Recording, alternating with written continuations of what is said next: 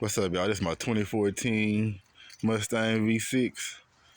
I went and got an H pipe installed yesterday, so this will be my first cold start since I done had that done.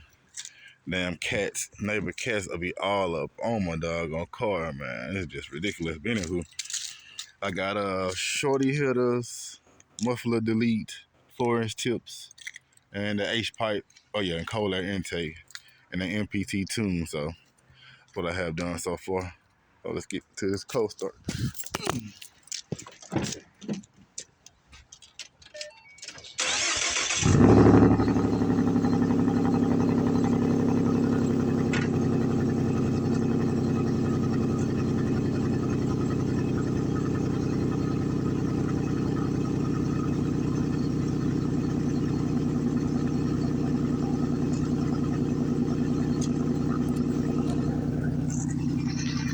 That sound alright when you first start it up, but when you get on it, it's pretty loud.